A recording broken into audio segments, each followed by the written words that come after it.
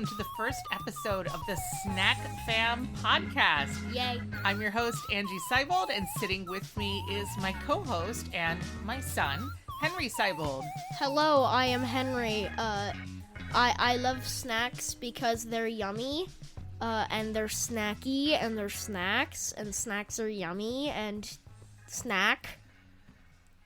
That's basically the vibe here at this podcast. We are two people who realize that we love food, and more than loving food, we love snacks. Snacks are worth celebrating, and snacks are really at a peak era right now because we're getting so much variety in the snacking world, so much that it can't be contained by a permanent production cycle, apparently. So now we are blessed with limited edition snacks. Henry, why are limited edition snacks so appealing to you? Because, limited edition, the whole concept of limited edition in general, not just for snacks, like for soap and shampoo and other stuff as well. The whole concept of limited edition is to, entice you in, because it's like, oh, you're never gonna see this again. If you don't buy this now, you're never gonna get another chance to, and... think of something like the McRib, where they got discontinued, or like a snack wrap from McDonald's, where it got discontinued, and then it came back for limited, well, the snack wrap is back forever, but it got discontinued, and it comes back for limited times, but we thought it was gone for good when it was gone.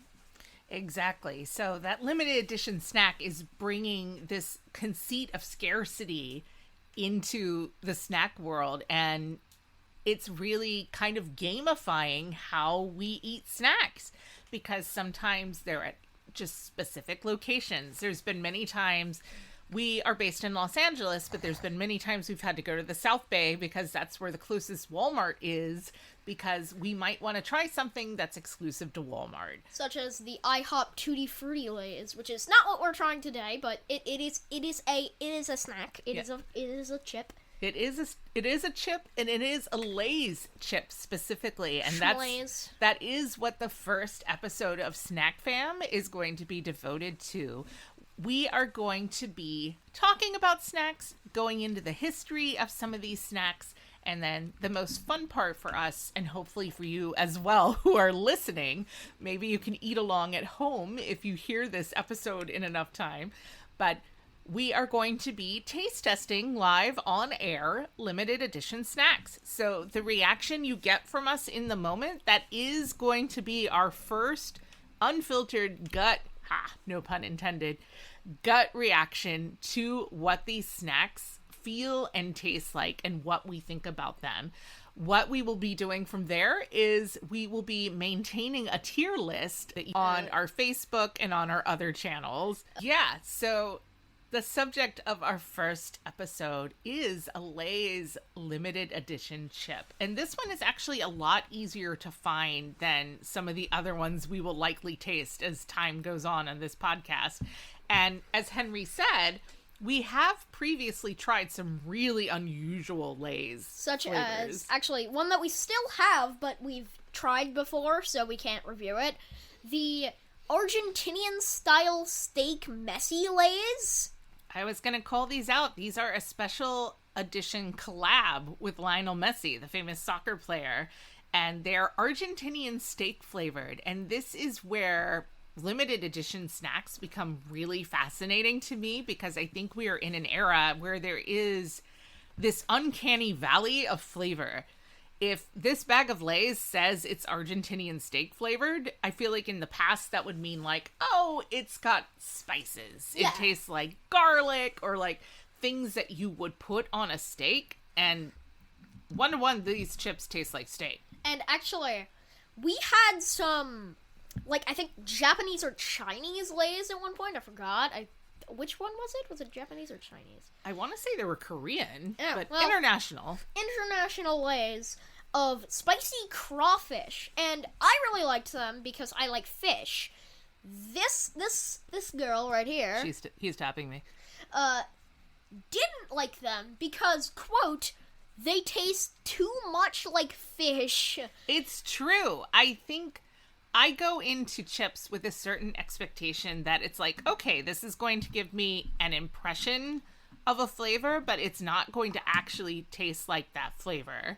Like, if you're drinking grape Kool-Aid, for example, you're not gonna expect it to taste 1-to-1 like a grape. Like, you're going to expect it to taste like artificial grape or like Kool-Aid. Like, just Kool-Aid flavor.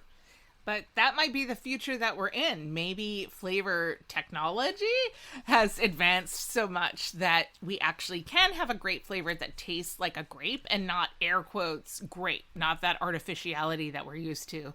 And Henry's right. My reaction on eating those spicy crawfish Lays was, this tastes too much like crawfish.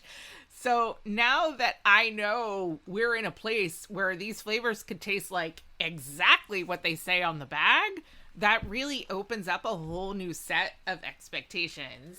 Also, I once, at my school, one of my friends gave me a bag of spicy queso Funyuns. That sounds really good. I expected them to be like, at least a little queso-y. I ate it, and it didn't taste anything like cheese. It wasn't spicy, and I can't even describe with words how it tasted. I can more describe it as with a noise. That noise being, oh. What? It's accurate. Noises are appropriate reactions, and maybe that's worth just establishing that right now. You might hear us make some really weird noises. Yeah. On this podcast, because again, you're going to be getting our unfiltered reactions to trying these snacks for the first time. This podcast has no editing. Well, I might have a little editing. There's going to be a little editing. Basically no editing. It's like my YouTube channel. This is where we stop being polite and start getting real judgy about snacks. And chips. So I don't even think we've said yet the chips that we're going to have. We have not. Let me make some ASMR for you guys real quick by grabbing the bag. Ooh. Do you enjoy crinkly bag noises? Wait, let me put on my ASMR voice. All right. We are crinkling the bag. All right. Our chips for this episode are Lay's Salted Caramel, returning from 2020 in, what, like Canada? Is it just Canada? No, originally these chips were available at Kroger stores. So depending on what part of America you live in, that could be Kroger, that could be Ralph's, that could be King Super. They own a lot of different grocery chains. And this was actually news to us. The original run of Lay's Salted Caramel got past us, probably because that was in the year 2020 and we were all just busy ordering Instacart and not really going outside of our comfort zone. Although, pandemic kicking. But I will say it is a little weird that these never came into our purview, because the thing we were the most guilty of doing on those Instacart orders during lockdown was ordering chips. Yeah, you know what? I think I don't guarantee you, but like 50% chance if you go on the Ralph's website right now and look on the app, you won't be able to find these chips. Maybe not. But what's nice is this time around, it's not just at Kroger stores anymore. These are available in a whole selection of stores nationwide. I know they're available at Target. They're available at select gas stations and 7-Elevens. I took this bag from Henry to stop it from making noise, and now I realize I'm holding a chip bag, and no matter what I do, it's gonna make a noise. Yeah, no, it's impossible to not make noise. You wanna... So I have put it down. More ASMR soon. I have put the chip bag down very gently.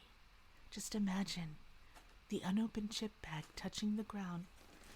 Imagine my son deliberately knocking over the chip bag. I didn't knock it over. It fell over because you moved your leg. Imagine gravity taking hold with the chip bag. This has been Chip ASMR. There will definitely be more this episode. Do you enjoy the sound of chips? Crinkling in a mouth? Do you like crunches? Anyway, yeah, these were originally just available in Kroger stores, but now they are available in stores nationwide. And this is the second run of Lay's Salted Caramel. Now, this is not to be confused with all of the different specialty flavors that Lay puts out in a year.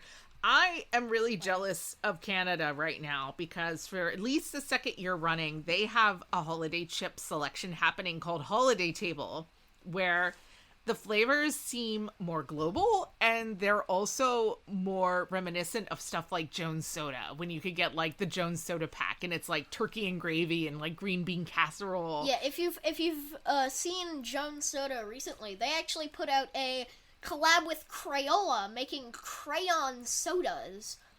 And there's this YouTuber, everyone calls her the Dandelion Girl. They made her a special pack of the retired version, because they had a regular version with the 12 normal colors and the retired pack version with the 12 retired colors that were making a tour back then.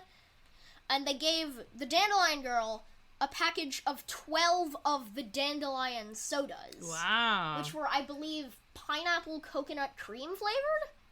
That actually sounds really good. That sounds like a pina colada kind of soda. It's basically a pina... Yeah, she said it tasted a lot like a pina colada. She said she didn't like coconut that much, though. I like coconut. I had to get used to coconut. My mom loved coconut when I was a kid, so a lot of the snacks and treats, like baked goods and cakes in the house, were very coconut forward. And as a kid who really had an issue with textures growing up, coconut was a hard concept to kind of wrap my tongue around. A hard sell for you. A hard sell. It really took eating Mounds bars and actually Bounty bars, when Bounty bars were more prevalent in the US, to just kind of get that unadulterated hit of coconut and go, okay, this is good. Like, it's a little chewy and weird, but it's good. And now I don't really have a problem with coconut, but I do agree it's a very powerful flavor. Yeah. You know how I got into coconut? Almond Joy. Why does everyone hate on Almond Joy? Almond Joy is better than Mounds. Almonds are good. Why do you guys hate almonds? There is a weird aversion to having nuts in candy bars, and that could be a whole aside and a whole other episode. I like, preferably for me, this is just a quick little side tangent, my favorite nuts to put in chocolate, I don't like Dubai chocolate because it's pistachio puree. I just like regular pistachios. I like pistachios, almonds, peanuts, and sometimes cashews if you can do it right. And here is our bonus content, the nuts in candy bars. Nah, that doesn't exist, unfortunately. I mean, I am a purist. I do enjoy just like a straight up chocolate bar, but I do like nuts in candy bars, and maybe you just have to like nuts in the first place. Yeah, that's probably it. There aren't many nuts that I don't enjoy. Like, if you forced me to pick my least favorite nut, I suppose it's a walnut. Yeah, I don't like walnuts either. I feel like my least favorite nut is walnuts or macadamia nuts. I don't really like macadamia nuts that much. Oh, see, I love macadamia nuts. I feel like growing up in the 90s, we went through a big white chocolate macadamia nut phase. And my first job, I worked in a coffee shop at Books A Million. So shout out to all my Southern listeners. It was not Barnes & Noble, it was Books A Million. And we got free coffee and we got 50% off of food for working in the coffee shop. And we had these white chocolate macadamia nut cookies. And I still miss them. I don't know if it's just because that was my first exposure to that particular flavor combination, but no other white chocolate macadamia nut cookie has hit as hard for me as that first time in like 1994 at the Books A Million in Bossier City, Louisiana. We can make you like melted white chocolate with macadamia nuts in it, turning that melted white chocolate into cookie dough and like make that. And do you think that would be better or the same? Now that sounds more like fudge. It's not fudge. It's like, you know how you turn like milk into cookie dough? Just replace the milk with the liquid chocolate. Enlighten me on how you turn milk into cookie dough. You know how. Like, like milk and flour and yeast. Okay. So we're not saying just melt some chocolate and then it's like, that's a cookie. No, that would just be chocolate with macadamia nuts in it. Follow Henry for more cooking tips. We have maybe unintentionally set ourselves up for a good transition here because we're talking about nuts in candy bars. So it's the marriage of the sweet and the savory, or the sweet and the salty. Yes. Henry, how do you feel in general about salted caramel? Ooh, that's tough. Well, it depends how you do it. If it's like dark chocolate salted caramel, I'm in. Milk chocolate salted caramel depends how you do it, like how intense the milk is. White chocolate salted caramel, no. And just like a square of salted caramel, I wouldn't eat that. I might enjoy it, but I probably wouldn't. Like, It's like a 20/75. And I feel like salted caramel is now just an established flavor. It's a flavor profile at this point. Like, you can have salted fudge, and someone will call it, ooh, chocolate salted caramel. Mm-hmm. Like, you really just need salt and caramel, and voila! Like, whatever treat you have is now, it's salted caramel! Yeah, I've made, at, like, this camp that I went to one time, we salted a banana and threw it in a pan, and we caramelized the banana, and someone, not me, someone else made a joke. You're like, oh, we're making salted caramel bananas. But I mean, realistically, you are. The act of caramelization sometimes is as simple as taking sugar and combining that with a food and just letting the crystal element do its thing. Also, one of my friends one time surprised me with some fake caramel, air quotes, fake caramel, and you know what they did? They made it themselves. They said, hey, Henry, you want to try my caramel? And they walked up to me with this bag of caramel, and I'm like, sure, I'll try some. And after I ate it, I'm like, why is it so salty? And they're like, I made it with salt instead of sugar. Oh. And I'm like... Yeah, the basis of the caramel does need to be sugar. Because otherwise it's just gonna be gross. Yeah. Although, I do understand the thought process there, right? Salted caramel. They understand how caramel works. Oh, the way you must make salted caramel is by making it with salt. No, they said they deliberately made it with salt instead of sugar. Yeah, which I'm a little intrigued as to how that would actually caramelize. Did it have, like, that brown... Yeah. Did it read like caramel? It read like for the first second, like it like melted on my tongue, like actual like a caramel square, and then it became salty, and I'm like, oh god, what is this? But yeah. And he's like, it's salt, and I'm like, oh. No. I mean, I'm not saying I won't eat salt, but still. But yeah, there is a limit, and I think that is kind of where I stand on salted caramel. I'm good with marrying sweet and savory, but you got to get the balance right. You can't just do, this thing is good with sweet. Why don't I make it with salt instead? Right. Like, would you eat a chocolate bar that is made with salt instead of sugar? No. Exactly. Because then you're essentially eating a block of baking chocolate. Which, yes. If you haven't already learned this lesson, my son, don't eat a square of baking chocolate. No, do not. It's not going to taste like chocolate. No, it's going to be salty. But I think the salt element is really what we're missing, going back to those Canadian chips, because the flavors that got rolled out in Canada for the holidays for at least 2 years running now, it's called the Holiday Table Collection. Oh, that's pretty cute. And the options are turkey dinner. Ew. Jerk chicken. Oh, that one sounds really good. Jamaican jerk chicken? Like Jamaican jerk chicken. All right. And tikka masala. Tikka masala? We have learned from various other experiments with food that garam masala makes a lot of things better.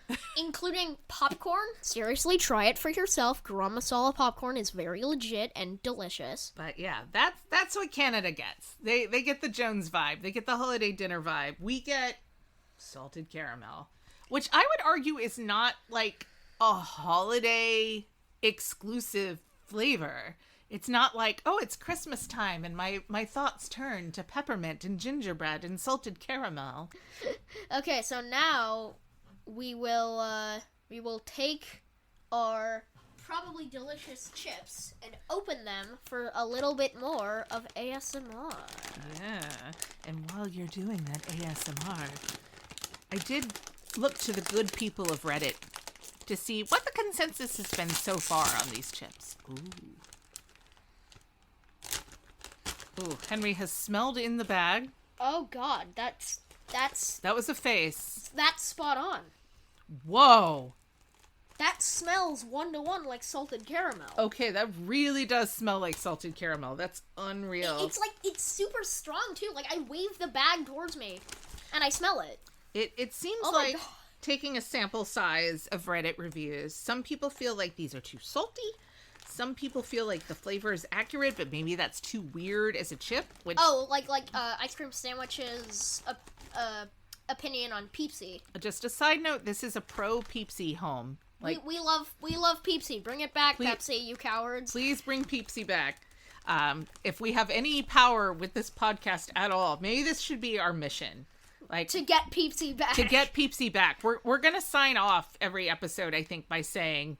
Like, it's like the whole Gino for Smash thing. Like, people would end their episodes by yelling Gino for Smash into the mic. We're gonna yell, bring Peepsy back into the mic. Yeah, maybe that's what we're gonna do. Yes. We do want Peepsy to come back. But anyway, I'm going to read a couple of comments from Reddit reviews. One common complaint is that these might be too salty. Like, they lean too much into the salt versus the caramel. Which... judging by the smell, I don't believe that. Again, the flavor is accurate, but it might be too weird as a chip. Some people were talking about a bad aftertaste, which some of these do have a really weird aftertaste. We do have some water here as a palate cleanser. Yeah, she got water, I got water. My water's over here. If you hear, like, that's me putting down my water. But I did want to call out two specific quotes. Redditor Cami Y said, "They remind me of a French fry dipped in a Frosty." Ooh. Henry, have you ever had a Frosty? I have not, but I've dipped my McDonald's fries in my McDonald's shake. There you go. My McBurger. Same energy, like dipping your fries in a shake. Like, that is maybe the classic sweet savory combo.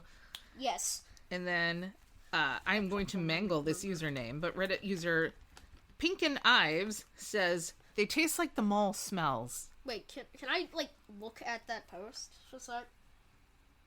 Pinklin Ives, I believe. What? Like Lincoln. Well, but that's how you would say it. Pinkin, right? Yeah, probably. Oh. Okay. The moment of truth is here. Some more ASMR from the bag crinkles. Here's your chip. Thank you, my son. That's a big one. Oh my god. Here's my chip. It smells so caramelly. Gonna put down the bag. Alright. Dink it and sink it, as Rhett and Link once said. Oh god. Whoa. Oh. Huh. Oh, eh. It keeps going. What the... Okay. The journey this chip just took in my mouth, where you take the first bite, and I'm going to have to take more. I'm going to have to eat another chip. But the first bite is like, oh my gosh, this actually does taste like salted caramel. And it's good. And it's good. And then it just turns. And the moment with that salted caramel is so fleeting. And then it's just like, haha, psych, got you. It's a chip. And then it becomes like chip salty. And then here's the experience it took in my mouth. It might be different for you, but this is what it was. So it was salted caramel and then like regular chip, like Lay's chip. And then it just became this really undescribably bad flavor. Like, oh god, there's the aftertaste. Oh, ew. Drink some water. Ew. Drink some water. But yeah, I'm going to eat another chip. Now that my expectations, like, I have a level. I have a bar now. Yeah, I think actually, after I washed it down with some water, now it just tastes like caramel and chip, and it's better. So it kind of came back? I washed it out, it came back, but now it's a better aftertaste. Interesting. Try drinking some water. I'm gonna drink some water then. Should drink water. See what I mean? I'm not getting it as strongly as you did. Maybe you got like a more seasoned chip. I might have, because the way I eat chips, I like put it down on my tongue and then chew and then swallow. Aha. Like here. So you had more of a sensory experience. Yeah, open your mouth. How? Like that. Oh god. That's what I do. How do you eat it? You know, I don't think I've ever given it thought. Oh, there's that roller coaster again. Yep. How do you eat a chip? You know, it's one of those things I've never stopped to consider. It's do you do it like or like Oh, certainly not vertically, because I feel like that could end up hurting my gums. My friend Grant eats it vertically. I mean, I do think there are some chips that kind of lend themselves to you kind of putting them on your tongue, which is what Henry did. Yeah, I do that with every chip. Also, this one's like perfectly Pringle shaped. Yeah. How did we get like Pringles? These are stealth Pringles. They're the same size and shape as Pringles. All right. So, I'm going to take the third and final bite. I'm going to take my second one. I'm going to do it just eating instead of putting it on my tongue. I do believe in a 3-bite strategy. If you try something and the first bite's kind of weird, try 2 more bites. Just make sure to confirm what your first impression was, because it could change. Yeah, I think I just did it how you did it the last time, and yeah, that's definitely way weaker. I didn't even get an aftertaste. Okay, I'm just going to put this... I'm gonna go. Yeah, let's put it on your tongue. Leave it there. What's weird is I find myself, I do want to reach into the bag and eat another chip. I do. It's bad, but I want more. Yeah, I'm gonna do it. I'm also going to do it. Okay, this is really weird. These chips grow on you. They're bad, but I want to keep eating. They're bad, but you're going back. I'm going back for that hit of caramel. Do we need to... That hit of caramel is worth it for knowing it's just going to drop you back into the harsh reality of, haha, this is just a Lay's chip. Oh, God, it's burning my throat. Drink some water. All right. I am setting down the bag of chips.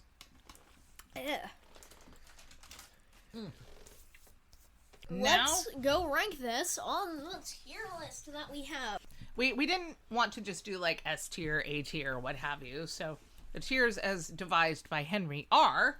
Delicious on the top, tasty as A, mid as B, bad as C, and gross as D.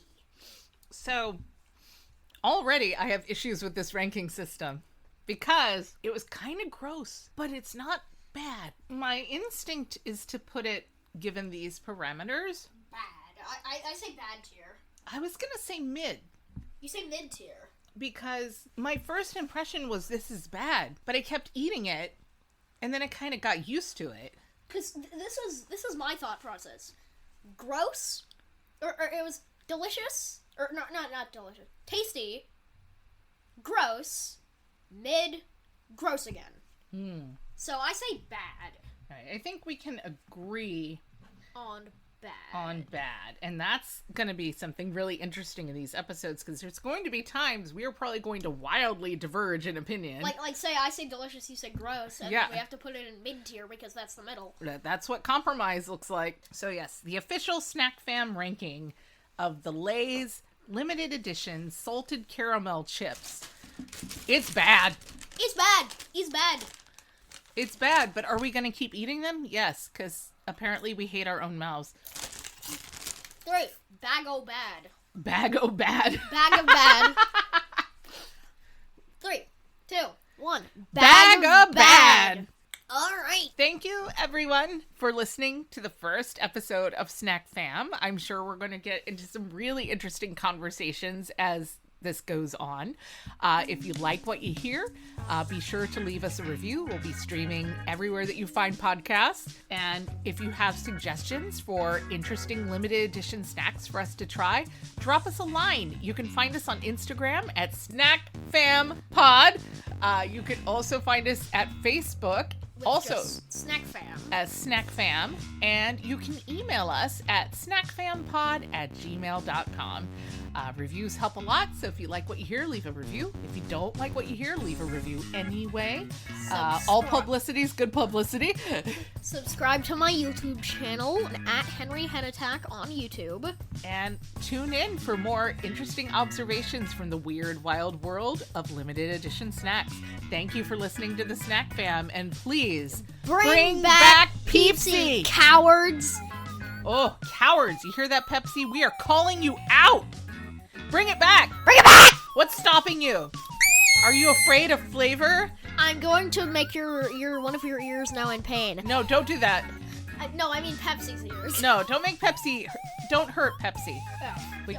Let's roll it back. We need Pepsi to be on our side. Pepsi, you're still cowards though. Bring back Pepsi.